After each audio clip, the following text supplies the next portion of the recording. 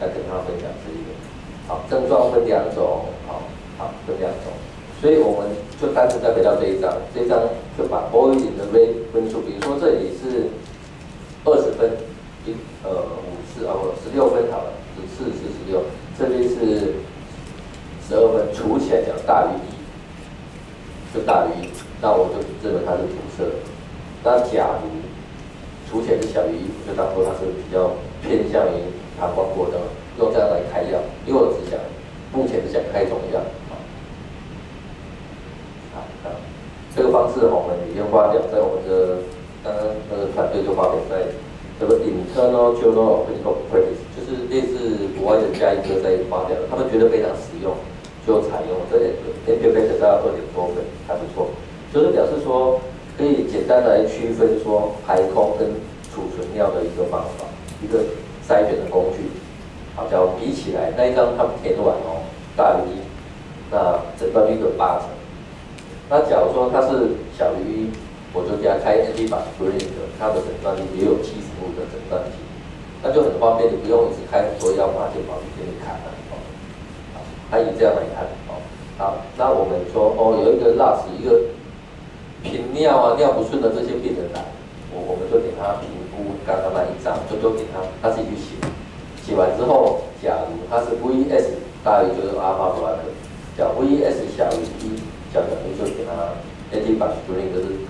频尿、urotral 啦，什么 phenylalanine 啊、胆球胖之类的啦，就是类似这样。两边8成，这边是8成多，这边是7成8，其实满意度还蛮高的，可是说我们诊断是 OK 的，而且还蛮安全的。所以这一个我们最近是没有什么新的东西，但是以这个方式我们重新用，不要把这个排尿功能障碍这个。放在我们泌尿科的手里，因为大家一切都会看得到，以这个来推广，让每一个家医科的医师都可以来做。希望说我们可以帮助大家很简单的看病，而不需要那么多分析的一个治疗方式。但是第一个我希望大家可以来善用，考虑善用这一个第二个是夜尿，刚刚提了我们有7个主要症状嘛。有4个是排尿不顺的，3个是频尿的，那最后有一个是夜尿。那夜尿好像很常见的最近我只要喝了酒，可以1次，甚至有时候会2次，2次就稍微多了。那夜尿是很严重的健康问题，这个很严重的健康。很多病人来也会这么说，但是有时候我们通常不是那么会处理。到最近我们做的一些研究，再把它再拉出来。发现说，假如说吃一些药，刚刚是可以帮助就是像Tosavin啊、塔罗辛这一个，但是我们还是需要一些诊断，因为这个夜尿是里面其中的一个 component 而已嘛，一个那很多人你要问他说，那么多症状，你最介意哪一个？通常我知道不是慢是尿久一点没关系嘛，有2个。一个是最尴尬的，就是尿湿裤子，但是最麻烦的，他们最讨厌的就是晚上要起来尿，那为什么晚上起来尿有这么讨厌吗？那这个是另外一个统计夜尿就是第一这一个急尿这个是比较其他尿的不顺都还可以忍受的。那什么是夜尿？在定义里面就是有1次或更多次，就是要起来晚上要起来尿尿，就是夜尿但是假如说是躺着睡着了，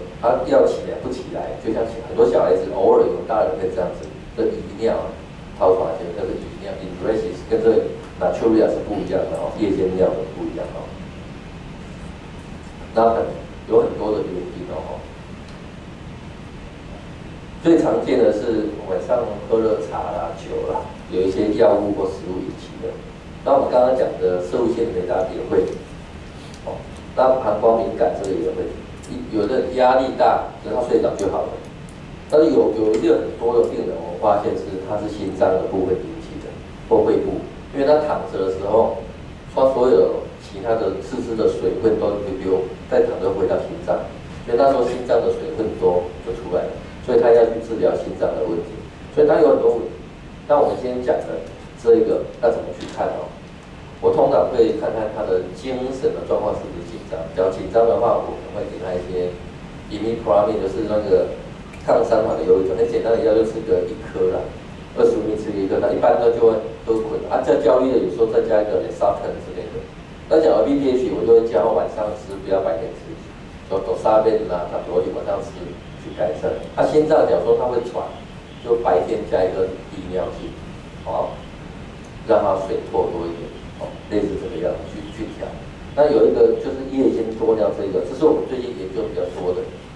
夜间多尿就是只要也是一张纸，有一些 DDAVP 可以用，就测看看年纪大的晚上的尿，把它收起来，收一个保特瓶，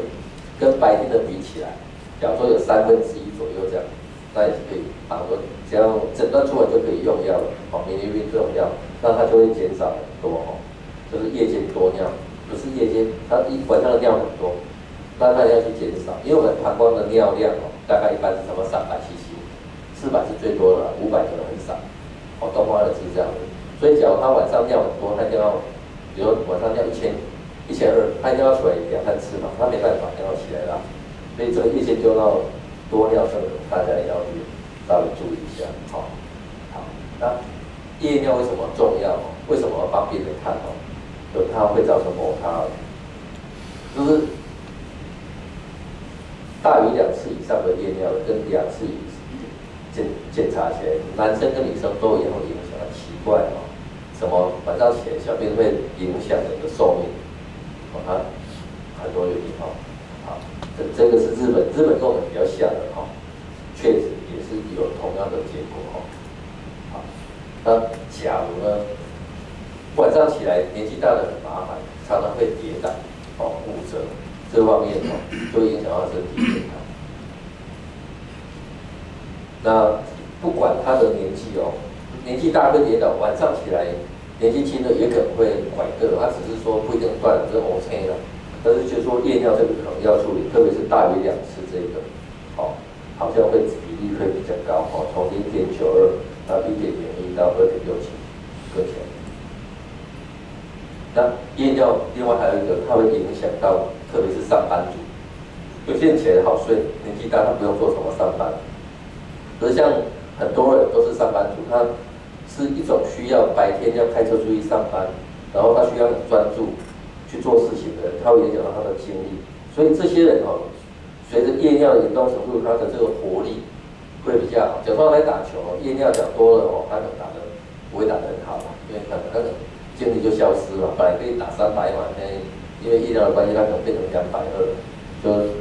那个它的 handicap 就要增加了，所以这夜尿一定会影响到我们的整个你的 productivity 整个工作的提升所以要治它生活品质也会比较差，因为整个你就每天无精打采，做事都没有劲，然后晚上没办法好好睡，白天躺着。或中午或听你讲就开始就累了，没办法专注，所以这个是我们本身也要帮助患者的。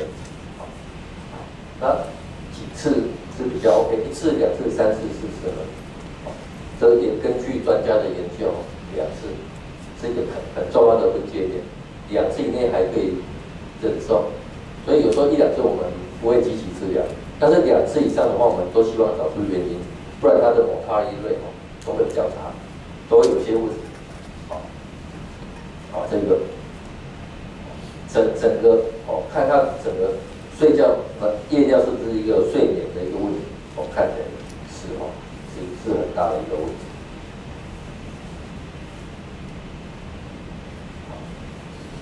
那目前以差不多50岁以上的男性，因为这个社会界的这个在台湾2400，大概有200-300万的有 BPH 的这个社会界肥大这些的下尿路症候群的症状，所以我们一般就会先治疗。治疗的话，以这一个的状况，我们就会用一些药物希望来造成一些影响。那这个是睡眠不好，跟他一样就2个台湾地区的一个data它心血管疾病会比较多，因为睡觉不好，我们知道现在里面有一个一氧化，一个叫做一氧化氮的这种这种会冲击，就是游离基会比较多，会造成压力。那 stress 最近也常常看到，上台大的医生才有那个血管要塞住跟 stress 有关系。那睡得不好的话，它的 stress 会增加，这都是一个健康的一个警讯那目前我们今天讲射物线嘛，所以 alpha blocker 就可以帮助。那这个 alpha blocker 之前大家就比较少在研究，我们就研究比较多在膀胱跟射物线里面有 alpha 1D alpha 1A 跟 1B。1B 的话是血管的，1A 是我们射物线比较多的，1D 是 spinal cord 的。那我们在选择药的时候，BPH 病人的 1A 会比较多，但其他也有 1B 比较少。好，我讲这个把大家confuse了好，那目前这是我们的膀胱，这是射物线这边 1A 比较多，也有一些 1B。那我们现在好像很多为了这不影响血压，很多大家都喜欢开塔普罗辛之类的，现在还有喜多辛之类的，完全不会影响血压嘛。但是它有两级，就是说，假如这个 1A 跟 1D 连着 spinal cord 都有顾到的话，对这个效果你说会好一点，但是要注意一些血压的问题。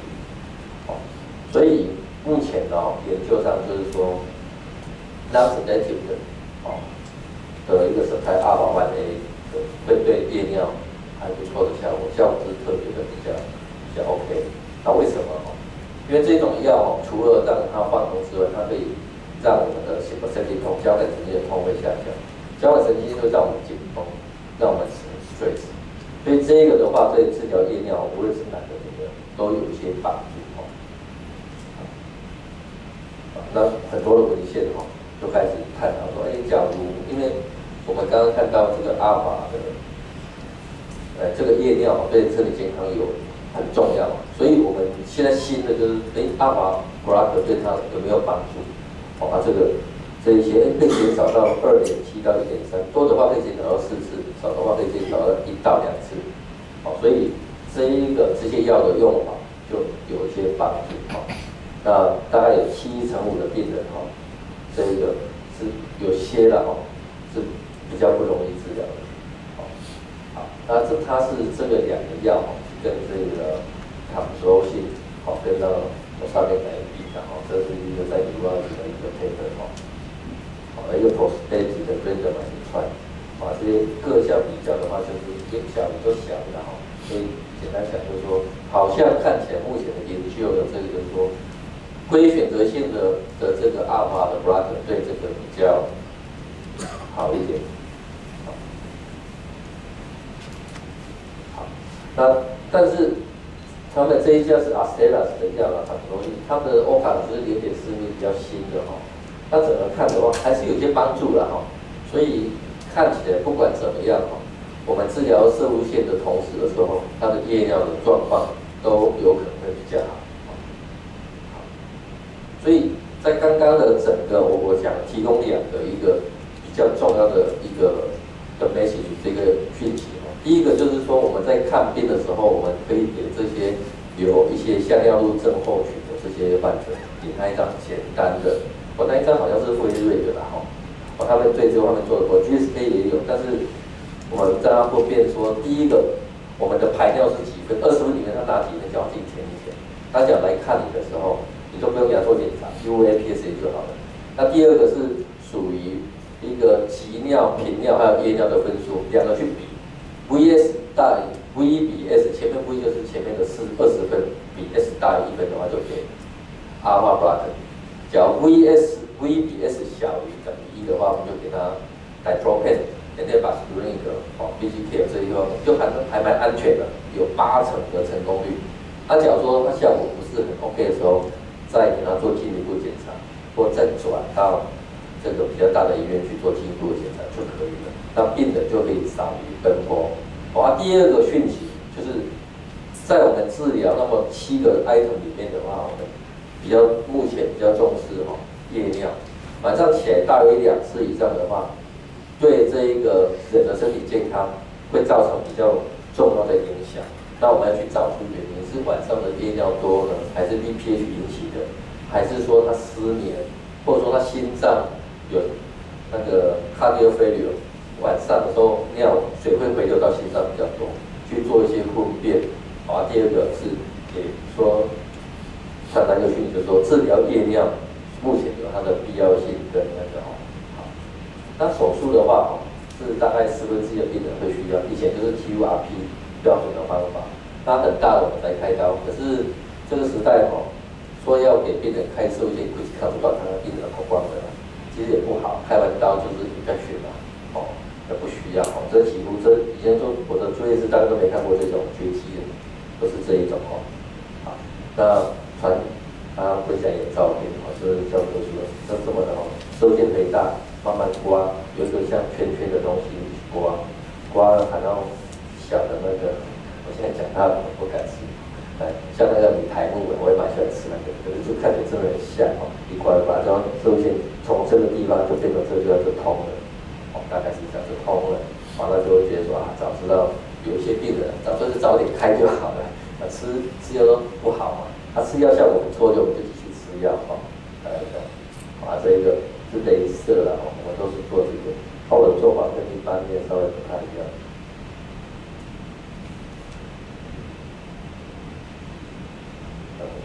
最后，因为照理事长的指示我可以有点时间跟大家看一下那个影片，这当蛮有趣的啦，因为大家在那个地区诊所里面有不同的专长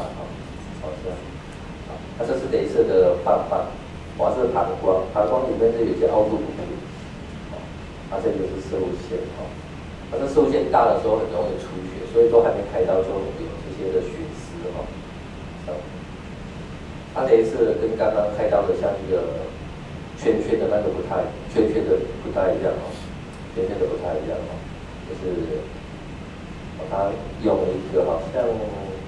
你看很多气泡在里面它可以把它气化掉，就是做法是气化切割，我都是这样做的这个地方这个是涂在膀胱出口的中叶，那一部分所以我要把它切掉这是很大的一个比较粗的血管这个是射精孔回来这边它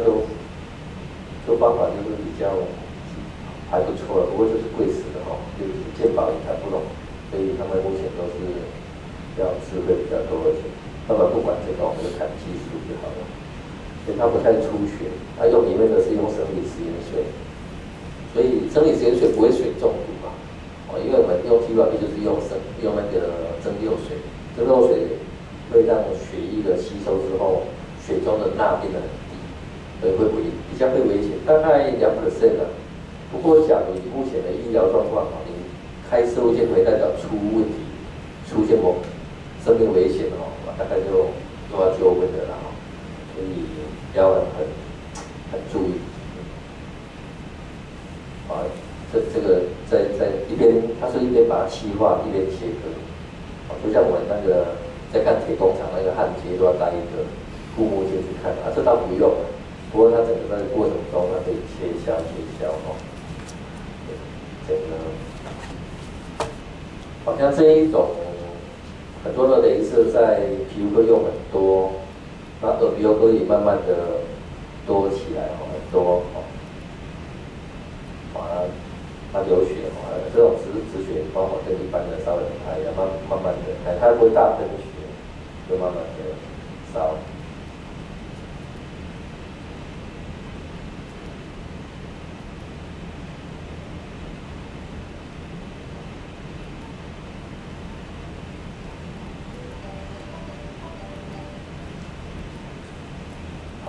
拉到后面最后这里当中的这一块是刚刚我们看到主射的一个腺体。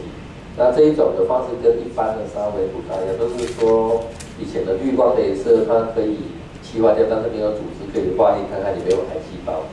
那这个里面就可以看到那这是我特别的做法了。我做的话，就一般有时候就像那个开刀这样推哈，对啊，然后把这个好像在做玻璃一样哦，它这个棒哦，镭射棒哦，在这边的温度是差不多100-200度左右哦，可以把这个组织气化哈。它这个刀是德国的哈，它的那个还蛮锋利的，这种镭射刀还蛮锋利的，所以整个切除哦，几乎也不太会流血，就是安全的，是安全。